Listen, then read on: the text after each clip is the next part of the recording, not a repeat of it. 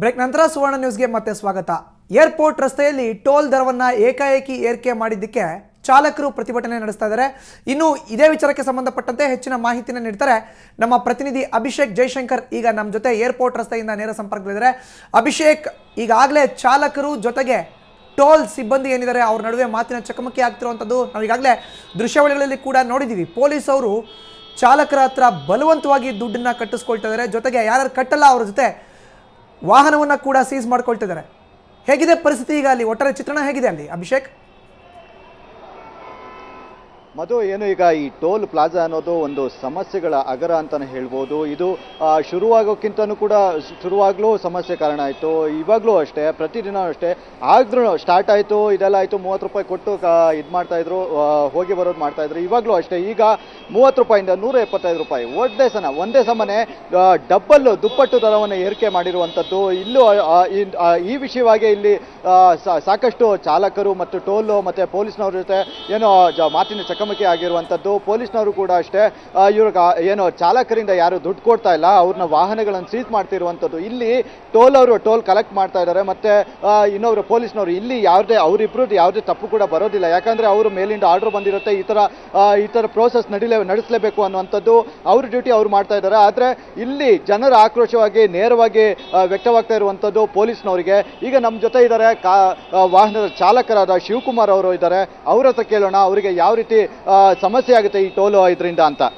Sir, ಈಗ ನಿಮಗೆ ಅಲ್ಲಿಂದ ಮೆಜೆಸ್ಟಿಕ್ಕಿಂದ ಇಲ್ಲಿಗೆ 30 ಕಿಲೋಮೀಟರ್ ಆಗುತ್ತೆ. 30 ಕಿಲೋಮೀಟ್ರಲ್ಲಿ 3 ಲೀಟರ್ ಪೆಟ್ರೋಲ್ ಬೇಕಾಗುತ್ತೆ. ಪೆಟ್ರೋಲ್ ದುಡ್ಡು ಕೊಟ್ಟು ಇಲ್ಲಿ ಒಂದಷ್ಟು ಟೋಲ್ ಫೀಸ್ ಕೊಟ್ಟು ನಂತರ ನಿಮಗೆ ಎಷ್ಟು ಉಳಿಯೋದು ಮತ್ತು ಯಾವ ರೀತಿ ನಿಮ್ಗೆ ತೊಂದರೆ ಆಗ್ತಾ ಇದೆ ಸರ್? ಸರ್, ಇವತ್ತು ನಾವು ಒಂದು ಏರ್ಪೋರ್ಟು ಬಾಡಿಗೆ ಏನಾದ್ರು ಸಿಕ್ತು ಮೆಜೆಸ್ಟಿಕ್ಕಿನ ಅಂದರೆ 700 ರೂಪಾಯಿ ಆಗುತ್ತೆ. 700 ರೂಪಾಯಿ ಬಂದ್ಬಿಟ್ಟು ಇಲ್ಲಿ ನಾವು ಇವತ್ತು ಬೆಳಗ್ಗೆ 7 ಗಂಟೆಗೆ ಹಾಕಿದರೆ ಸಾಯಂಕಾಲ 5 ಗಂಟೆ ಆಗುತ್ತೆ, 6 ಗಂಟೆನೂ ಆಗುತ್ತೆ ಇಲ್ಲಿ ನಮ್ಮ 700 ರೂಪಾಯಿ ದುಡಿಲಿಕ್ಕೆ. ಮತ್ತು ಅಲ್ಲಿಂದ ಏನಾದರೂ ಒಂದು ಯಲಹಂಕನೋ ಹೆಬ್ಬಾಳನೋ ಸಿಕ್ತು ಅಂದರೆ 500 ರೂಪಾಯಿ ಬಾಡಿಗೆ. 500 ರೂಪಾಯಿ ಬಾಡಿಗೆಯಲ್ಲಿ 120 ರೂಪಾಯಿ ಬರೀ ಟೋಲ್ನೇ ತಗೊಂಡು 300 ರೂಪಾಯಿ ಡೀಸೆಲ್ ಹಾಕ್ಸ್ಕೊಂಡು ಇನ್ನು ಉಳಿಯೋದು 200 ರೂಪಾಯಿ ಉಳಿಯುತ್ತೆ. 200 ರೂಪಾಯಿ ಉಳ್ಕೊಂಡು ಪ್ಲಸ್ ಈ ಕಡೆ ರೋಡ್ ಟ್ಯಾಕ್ಸು ಅಂತ ಹೇಳ್ಬಿಟ್ಟು ವರ್ಷಕ್ಕೆ 1700 ರೂಪಾಯಿ ತಗೊಳ್ತಾರೆ. ಮತ್ತು ರೋಡ್ ಟ್ಯಾಕ್ಸು ಅಂತ ಆಲ್ ಓವರ್ ಬೆಂಗಳೂರು ಒಳಗಡೆ ಎಲ್ಲ ಕಡೆನೂ ಇವತ್ತು ಟೋಲ್ ಕಲೆಕ್ಟ್ ಮಾಡ್ತಾ ಇದ್ದಾರೆ. ಯಾರು ಕೇಳಿ ಕಲೆಕ್ಟ್ ಮಾಡ್ತಾ ಇದ್ದಾರೆ? ಡ್ರೈವರ್ಗಿದ್ರೆ ಏನು ಆದಾಯ ಆಗ್ತಾ ಇದೆ, ಡ್ರೈವರ್ಗೆ ಏನು ಕೊಡ್ತಾ ಇದ್ದಾರೆ ಅನ್ನೋದು ಒಬ್ಬರು ಇಲ್ಲ. ಎಲ್ಲ ಈ ಪೊಲೀಸ್ನವ್ರು ಕೇಳಿದರೆ ಎಲ್ಲ ಹಿಡ್ಕೊಂಡು ಹೊಡಿಲಿಕ್ಕೆ ಬರ್ತಾರೆ. ಈ ಒಬ್ರಿಗೊಬ್ರು ಸಪೋರ್ಟ್ ಅವ್ರ ಕಡೆ ಇದ್ದಾರೆ, ಡ್ರೈವರ್ ಕಡೆಗೆ ಯಾವುದೇ ಥರದ ಸಪೋರ್ಟ್ ಯಾವುದೇ ಥರದ್ದು ಇಲ್ಲ. ಇದರಿಂದ ನಮ್ಮ ಡ್ರೈವರ್ಗಳು ಅನಾಥರಾಗ್ತಾ ಇದ್ದಾರೆ. ಹೊಟ್ಟೆಗೆ ಊಟ ಇಲ್ದಲೇ ಮಲ್ಗ ಜಾಗ ಇಲ್ದಲೇ 24 ಗಂಟೆ ಡ್ಯೂಟಿ ಮಾಡ್ಕೊಂಡು ಡೈಲಿ 300ರಿಂದ 400 ರೂಪಾಯಿ ತಗೊಂಡೋಗೋದು ಭಾಳ ಕಷ್ಟ ಇದೆ ಮನೆಗೆ. ಓಕೆ ಸರ್, ಈ ರೀತಿ ಡೋಲ್ನ ಇವಾಗ ಏನು ಷಣ್ಮುಖಪ್ಪ ಅವರಾಗಲಿ ಮತ್ತು ನಂದೀಶ್ ಅವರಾಗಲಿ ಇವಾಗ ಮನವಿ ಕೊಟ್ಟಿದ್ದಾರೆ ಅಂತ ಹೇಳ್ತಾ ಇದ್ದಾರೆ. ಈ ಮನವಿಗೆ ಅವ್ರು ಸ್ಪಂದಿಸಲಿಲ್ಲ ಅಂದರೆ ಅಕಸ್ಮಾತ್ ಏನಾದರೂ ಇದೇ ರೀತಿ ಮುಂದುವರೆದ್ರೆ ನೀವು ಮುಂದಿನ ಕ್ರಮ ಏನು ಸರ್ ನಿಮ್ದು? ಸರ್, ಹಂಗಿದ್ರು ಜೀವ ಬಿಟ್ಟು ಹೋರಾಡ್ತಾ ಇದೀವಿ ಗಾಡಿ ಒಳಗಡೆ. ಇವತ್ತು ಒಂದು CM ಆಗಿರ್ಬೋದು, PM ಆಗಿರ್ಬೋದು, ಯಾರಾಗಿರ್ಬೋದು, ಇವತ್ತು ಡ್ರೈವರ್ ಇಲ್ದಲೇ ಯಾವುದೇ ಕಾರಣಕ್ಕೂ ಇವ್ರು ಯಾರು ಜೀವನ ಮಾಡೋಕೆ ಆಗ್ತಾ ಇಲ್ಲ. ಫಸ್ಟು ಬೇಕಾಗಿರೋದು ಡ್ರೈವರು. ಡ್ರೈವರು ಮುಂದೆ ಎದೆ ಕೊಟ್ಟು ಹೋದ್ರೇ ಇವರೆಲ್ಲ ನಮ್ಮ ಹಿಂದೆ ಬರೋಕ್ಕೆ ಸಾಧ್ಯ. ನಾವೇ ಇಲ್ಲ ಅಂದರೆ ಯಾರು ಇವರು ಜೀವನ ಮಾಡೋಕ್ಕಾಗ್ತಾ ಇಲ್ಲ.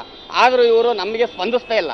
ಇದು ಫಸ್ಟ್ ಒಂದ್ಸತಿ ಹೋರಾಟ ಮಾಡಿದ್ರು ಇದೇ ರೀತಿ ಮಾಡಿಕೊಡ್ತೀವಿ, ಎಲ್ಲನೂ ಮಾಡಿಕೊಡ್ತೀವಿ ಅಂತ ಹೇಳ್ಬಿಟ್ಟು ಪೊಲೀಸಿಂದ ಹಿಡಿದು ಪ್ರತಿಯೊಬ್ಬರು ಕಮಿಷನರಿಂದ ಎಲ್ಲರೂ ಹೇಳಿದರು. ಆದರೆ ಇವಾಗ ಕೇಳೋ ಹೊತ್ತಿಗೆ ಡೈರೆಕ್ಟಾಗಿ ಪೊಲೀಸ್ನವರೆಲ್ಲ ಬಂದು ಲಾಟ್ರಿ ಚಾರ್ಜ್ ಮಾಡ್ತೀವಿ, ಅದು ಮಾಡ್ತೀವಿ, ಇದು ಮಾಡ್ತೀವಿ ಅಂತ ಹೇಳ್ಬಿಟ್ಟು ಬೆದರಿಕೆ ಆಗ್ತಾ ಇದ್ದಾರೆ. ಅದರಲ್ಲಾಗಿ ಸರ್ಕಾರದವರು ಯಾವುದೇ ಥರದ ಸ್ಪಂದಿಸ್ತಾ ಇಲ್ಲ. ಎಲೆಕ್ಷನ್ ಆದ ನಂತರ ಟೋಲ್ ಜಾಸ್ತಿ ಮಾಡಿದ್ದಾರೆ, ಅದಕ್ಕಿಂತ ಮುಂಚೆ ಏನಕ್ಕೆ ಮಾಡಿಲ್ಲ? ಓಟ್ ಹಾಕ್ಸ್ಕೊಂಡು ಆದ ನಂತರ ಸಿದ್ದರಾಮಯ್ಯರಾಗಿರ್ಬೋದು, ಯಾರಾಗಿರ್ಬೋದು, ಏನಕ್ಕೋಸ್ಕರ ಇದು ಮಾಡಿಲ್ಲ ನಮಗೆ? ಅವ್ರಿಗೆ ಗೊತ್ತಿಲ್ವಾ? ಸಾರಿಗೆ ಸಚಿವರಿಗೆ ಗೊತ್ತಿಲ್ವಾ? ಕಣ್ಣಾರೆ ನೋಡ್ತಾ ಇಲ್ವಾ ಅವರು? ಡ್ರೈವರ್ಗೆ ಏನು ಉಳಿತಾ ಇದೆ, ಎಲ್ಲಿ ಮಲಗ್ತಾ ಇದ್ದಾರೆ, ಏನು ಡ್ಯೂಟಿ ಮಾಡ್ತಾ ಇದ್ದಾರೆ? 24 ಗಂಟೆ ಇವತ್ತು 8 ಮಕ್ಕಳು ಬಿಟ್ಟು ನಾವು ರೋಡಲ್ಲಿ ಮಂಕೊಂಡು ಜೀವನ ಮಾಡ್ತಾ ಇದೀವಿ ಅಂದರೆ ಅದಕ್ಕೆ ಸರ್ಕಾರ ಏನು, ಡ್ರೈವರ್ಗೆ ಏನು ಸ್ಪಂದಿಸ್ತಾ ಇದೆ? ಅದು ನಮಗೆ ಇಲ್ಲಿ ಹೋರಾಟ ನಡೀತಾ ಇದೆ. ಅದಕ್ಕೆ ತಕ್ಕಂತೆ ಮುಖ್ಯಮಂತ್ರಿಗಳಾಗಲಿ, ಸಾರಿಗೆ ಸಚಿವರಾಗಲಿ ಇದ್ರ ಬಗ್ಗೆ ತನಿಖೆ ಮಾಡಿ ದಯವಿಟ್ಟು ನಮಗೆ ನ್ಯಾಯ ಒದಗಿಸಿಕೊಳ್ಳಿ. ಈಗ ನಂತರ ದಿನಗಳ 2 ದಿನ ಗಡುವು ಕೂಡ ಕೊಟ್ಟಿರುವಂಥದ್ದು, CMಗೆ ಮನವಿ ಸಲ್ಲಿಸಿ ಅನ್ನುವಂಥದ್ದು, ಕೇಂದ್ರಕ್ಕೆ ಮನವೊಲಿಸಿ ಅನ್ನುವಂಥದ್ದು. ಇವಾಗ ನೆಕ್ಸ್ಟು ಅವರು ಅಕಸ್ಮಾತ್ ಇದನ್ನು ಆಗಲಿಲ್ಲ ಅಂದರೆ ಮುಂದೆ ಪ್ರತಿಭಟನೆ ಯಾವ ಸ್ವರೂಪ ಪಡ್ಕೊಳ್ಳುತ್ತೆ ಮತ್ತು ಯಾವ ರೀತಿ ಮಾಡ್ತೀರಾ, ನೀವೆಲ್ಲ ಸಪೋರ್ಟ್ ಮಾಡ್ತೀರಾ? ಅದನ್ನು ಕಣ್ಣಾರೆ ಅವರೇ ನೋಡ್ತಾರೆ. ಹಂಗಿರೋ ಜೀವ ಬಿಟ್ಟು ಹೋರಾಡ್ತಾ ಇದ್ದೀವಿ. ಹೋಗೋದಿದ್ರೆ ಗೌರ್ಮೆಂಟಿಗೋಸ್ಕರ ಇದೇ ಜಾಗದಲ್ಲಿ ಪ್ರಾಣ ಹೋಗಲಿ ಡ್ರೈವರ್ಗಳದ್ದು. ಉಗ್ರ ಹೋರಾಟ ಅಂತೂ ಗ್ಯಾರಂಟಿ ಮಾಡೇ ಮಾಡ್ತೀವಿ. ನಮಗೆ ಇವ್ರು 2 ದಿವಸ ಗಡುವು ತಗೊಂಡಿದ್ದಾರೆ, ನಾವು 2 ದಿವಸ ಟೈಮ್ ಕೊಟ್ಟಿದ್ದೀವಿ. ಅದರೊಳಗೆ ಸರ್ಕಾರ ಏನು ಡಿಸೈಡ್ ನಿರ್ಧಾರ ತಗೊಳುತ್ತೆ ಅದಕ್ಕೆ ನಾವು ಸ್ಪಂದಿಸ್ತಾ ಇರ್ತೀವಿ. ಇದೇ ರೀತಿ ಆಯಿತು ಅಂದರೆ ಉಗ್ರ ಹೋರಾಟ ಗ್ಯಾರಂಟಿ ನಡೆಯುತ್ತೆ. ಮಧುಸೂದನ್, ಇದು ಏನು ಒಬ್ಬ ಟ್ಯಾಕ್ಸಿ ಚಾಲಕನ ಮಾತಾಗಿರುವಂಥದ್ದು. ಏನು ಪೆಟ್ರೋಲ್ ದುಡ್ಡು ಕೊಡೋದಲ್ಲದೆ ಮತ್ತೆ ಅದು ಅಲ್ಲದೆ ಟೋಲ್ ಫೀಸ್ ಕೂಡ ಕಟ್ಟುವಂಥದ್ದು. ಈಗಾಗಲೇ ನಾನು ಜೀವದ ಹಂಗು ಬಿಟ್ಟು ನಾವು ಗಾಡಿ ಓಡಿಸ್ತಾ ಇದ್ದೀವಿ, ಅದರಲ್ಲೂ ಮೇಲೆ ಗಾಯದ ಮೇಲೆ ಬರೆ ಅನ್ನುವಂಥ ಈ ಥರ ಟೋಲ್ ಕೂಡ ಇವಾಗ ಹೆಚ್ಚಾಗಿ ಮಾಡುವಂಥದ್ದು. ಮುಂದಿನ ದಿನಗಳಲ್ಲಿ ಇದನ್ನ ಯಾವುದೇ ರೀತಿಯಲ್ಲಿ ಸರಿ ಮಾಡಲಿಲ್ಲ ಅಂದರೆ ನಾವು ಉಗ್ರವಾದ ಪ್ರತಿಭಟನೆ ಮಾಡ್ತೀವಿ ನಾವು ಅನ್ನೋ ಎಚ್ಚರಿಕೆ ಕೊಡ್ತಿದ್ದಾರೆ ಮಧುಸೂದನ್. ಓಕೆ, ಧನ್ಯವಾದ ಅಭಿಷೇಕ್ ನಿಮ್ಮ ಮಾಹಿತಿಗೆ.